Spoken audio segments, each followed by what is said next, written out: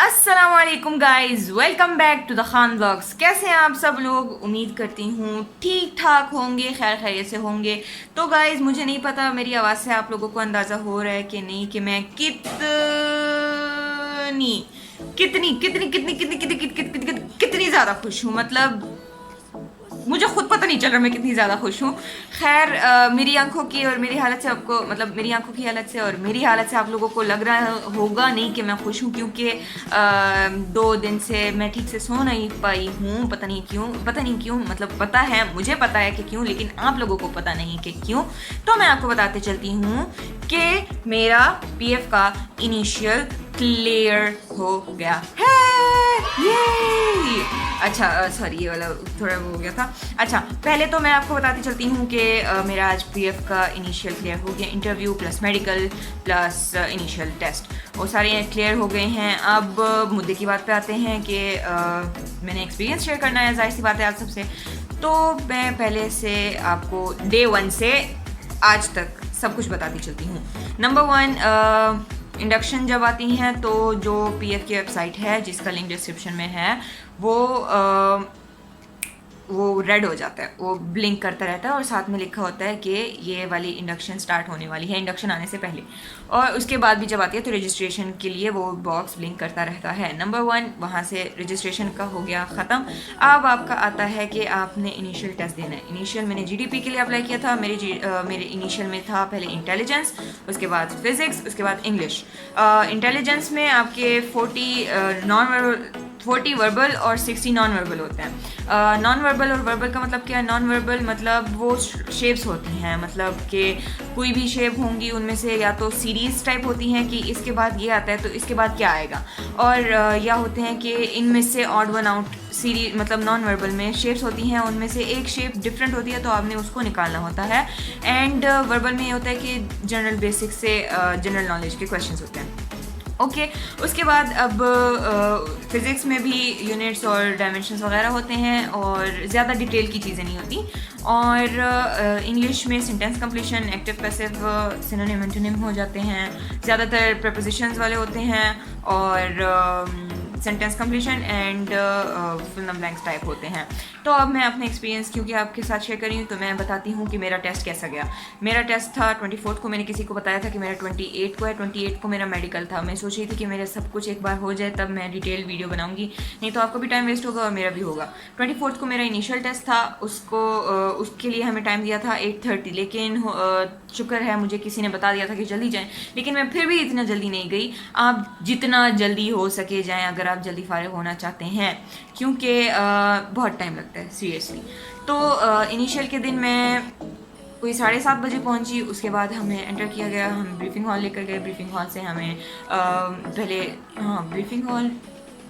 पहले हमें briefing hall लेकर गए, यस। उसके बाद हमसे वेरिफिकेशन करवाई गई। वेरिफिकेशन के बाद हमें टेस्टिंग हॉल भेजा। टेस्टिंग हॉल में हमारी पिक्चर ली गई, हमारी जो शनाख्ती कार्ड वगैरह है वो चेक हुआ, सारी जो वो मुतमईन करते हैं खुद को, वो सब कुछ हुआ। उसके बाद उन्होंने वेटिंग के लिए बिठा दिया, क्योंकि मैं लेट गई थी तो सारे कंप्यूटर्स ऑक्यूपाइड थे, कोई भी खाली नहीं था और लोगों के टेस्ट पास होते जा रहे थे। ज़्यादातर के फेल हो रहे थे, ज़्यादातर के पास हो रहे थे, मतलब बैलेंस में चल रहा था। तो मुझे खाली कंप्यूटर नहीं मिल रहा था, तो 2 घंटे या 2 से ज़्यादा घंटे मैं कंप्यूटर के वेट में रही, एग्जैक्टली सिर्फ कंप्यूटर के वेट में। उसके बाद इंटेलिजेंस में आपके लिए होते हैं 35 मिनट्स। उसमें आपने करने होते हैं 100 MCQs, 40 नॉन वर्बल, या अल्लाह, 40 वर्बल, 60 नॉन वर्बल। ओके, और मेरा कैसे हुआ कि मैंने ज़्यादातर पहले नॉन वर्बल कर लेते हैं, उसके बाद वर्बल कर लेते हैं, लेकिन मैंने सीक्वेंसी करने का सोचा 1 से लेकर 100 तक, ऐसे सोचा। तो आप लोग जैसे करना चाहते हैं आप वैसे करें, लेकिन ये था कि एंड पे मुझे ना चीज़ें दिख नहीं पा रही थी। वो ब्लैक एंड वाइट इतने ज़्यादा हो गए थे शेप्स में, मतलब 60 अगर शेप्स आपके सामने रखी जाएंगी, एक के बाद दूसरी, एक के बाद दूसरी, एक के बाद दूसरी, तो जाहिर सी बात है आपकी आंखों में फिर वो लाइटनिंग की वजह से आपको फिर वो फ़र्क ही नज़र नहीं आता। तो लास्ट वाले 2-3 जो थे शेप्स वो तो मैंने तुक्के से की थी, बट अल्हम्दुलिल्लाह एग्जैक्ट 35 मिनट में से जब 0.00000 टाइम रिमेनिंग था मेरा, तब सबमिट हो गया। तो मेरा वो पास हो गया। उसके बाद आपने करना होता है नेक्स्ट टेस्ट।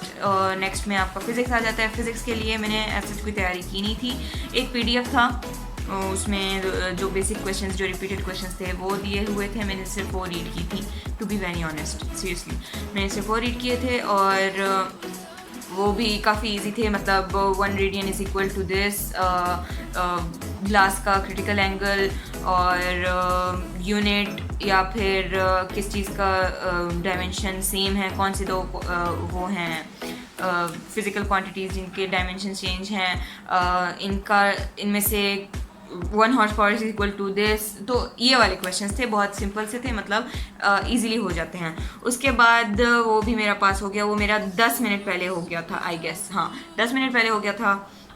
लेकिन मैंने फिर भी सोचा कि कंफर्म कर लूँ, तो मैंने 7 मिनट जब रहते थे मैंने तब सबमिट करवाया। उसके बाद मेरा वो भी पास हो गया, कॉन्ग्रेचुलेशन स्क्रीन पे आ गया। तो मैंने नेक्स्ट टेस्ट किया। नेक्स्ट टेस्ट में था इंग्लिश के 100 MCQs and 40 minutes. And I swear वो करते करते ना आप आखिर तक आपकी एनर्जी लेवल बहुत ज़्यादा डाउन हो जाती है, क्योंकि वो चेयर कंफर्टेबल नहीं थी। और एक तो मुझे ज़्यादा ब्राइटनेस से मैं पढ़ नहीं पाती, लेकिन वो जो कंप्यूटर स्क्रीन थी उसकी ब्राइटनेस काफ़ी ज़्यादा थी, तो मेरी आंखों में दर्द शुरू हो गया था। साथ में कमर भी मेरी टूट रही थी बैठ के, वो भी उस अजीब सी चेयर पे। तो वो काफ़ी पेनफुल था मेरे लिए, लेकिन वो पास हो गया। तो अभी 6 मिनट में तो मैंने सिर्फ ये बताया, ओके खैर। उसके बाद वो मेरा क्लियर हो गया, तो उन्होंने कहा कि जाएँ स्टैंप लगवाएं। स्टैंप में अगर 1 स्टार मतलब पास, अगर 3 स्टार मतलब फेल। अगर कोई बच्चा जाए तो कहेगा वाह मुझे 3 स्टार्स मिले हैं, 3 स्टार्स पे खुश ना होकर फेल होता है।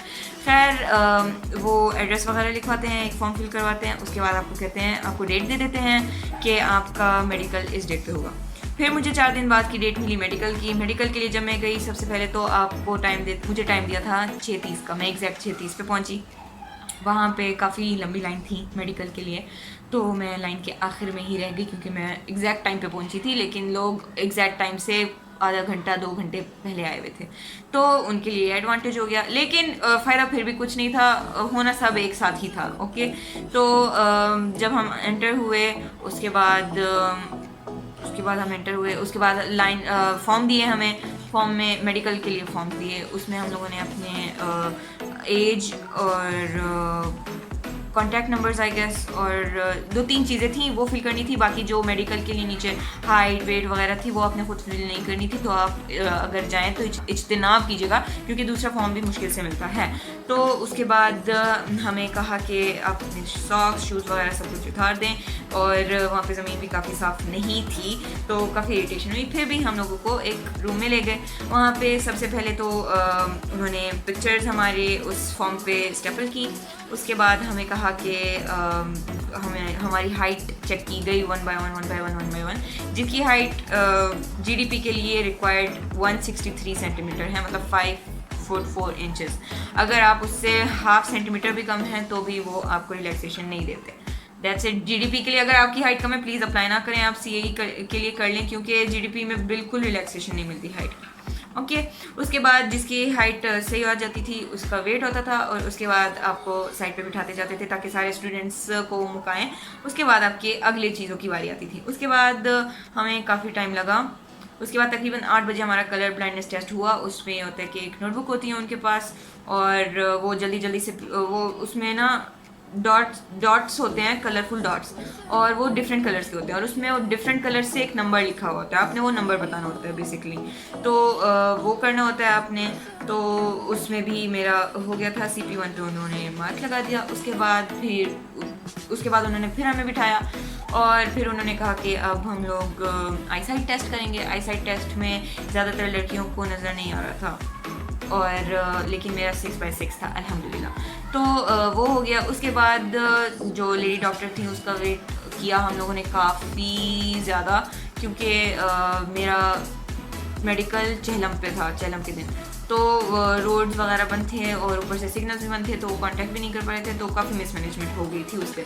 और उसके बाद जब वो लेडी डॉक्टर आई तो उन्होंने flat foot, knee knocking, carrying angle, DNS and earwax ये सब कुछ चेक किया, और बाकी जो चीज़ें रहती थी वो सब कुछ चेक किया नर्स ने। उसके बाद हमें इंटरव्यू की डेट दी और हमें घर को रवाना होने को कहा। हम लोग घर आ गए। उसके बाद अगले ही दिन, मतलब आज 29 सितंबर को मेरा इंटरव्यू था। इंटरव्यू में मैं गई तो पहले तो हम लोगों को 7 बजे एग्जैक्ट बुलाया था और मैं फिर से एग्जैक्ट 7:00 पे पहुंची। तो मेरी फ्रेंड ने मेरे लिए जगह रखी हुई थी तो मैं वहीं पे जाके खड़ी हो गई और मेरी हुई 10th नंबर पे बारी बनी। फिर हम लोगों को जब हम लोग गए वहाँ पर हमें फॉर्म्स दिए, उनमें सारा बायोडेटा सब कुछ लिखना था, हॉबीज़, मतलब परमानेंट एड्रेस, प्रेजेंट एड्रेस, वो काफ़ी लंबा चौड़ा फॉर्म था, वो सब कुछ आपने लिखना था और ध्यान से लिखना प्लीज़। अगर कोई चीज़ समझना है तो आप ऑफिसर से पूछ लेना, वो बता देंगे। ऐसा ना हो कोई चीज़ अपने आप से फिल कर दो, और वो मना भी कर रहे थे कि दूसरा फॉर्म ना लें।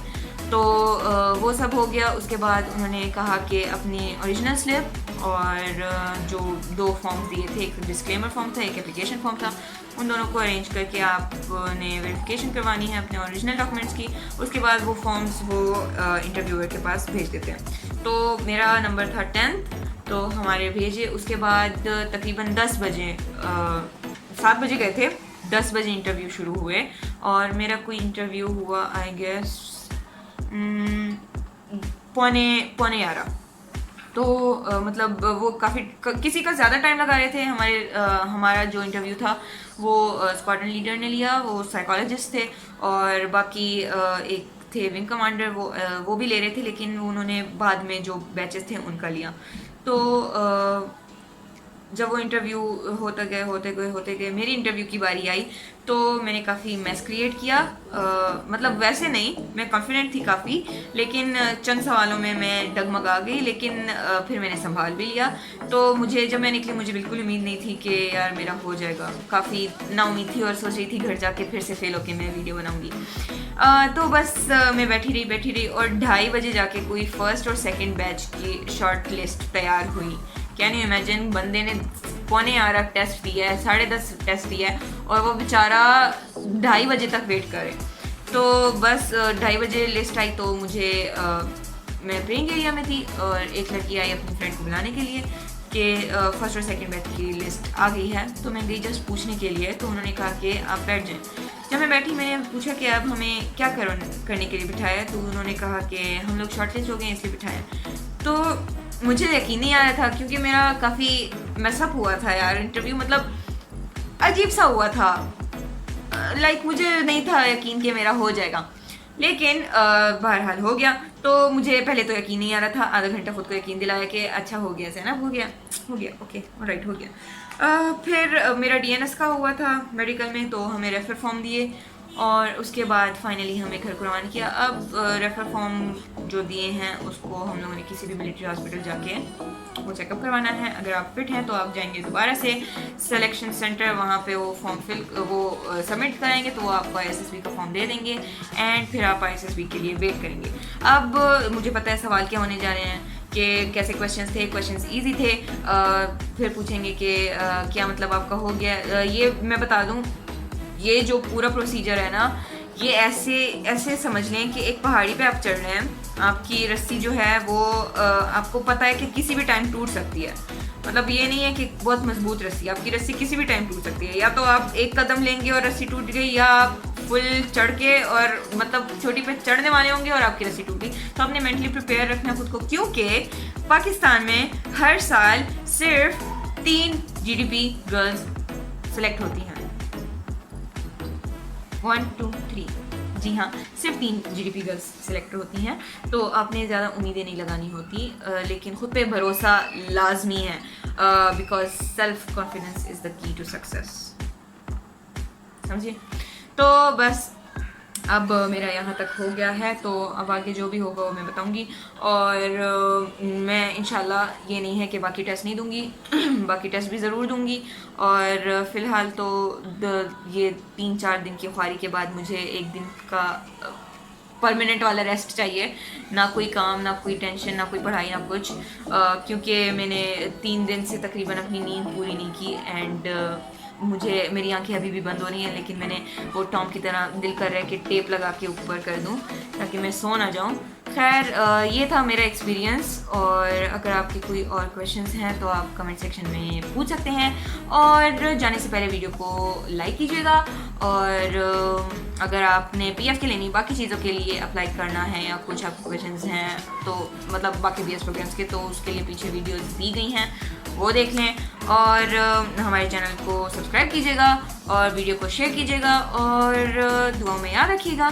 इंशाल्लाह मिलेंगे अगली वीडियो में, तब तक के लिए अल्लाह हाफिज़।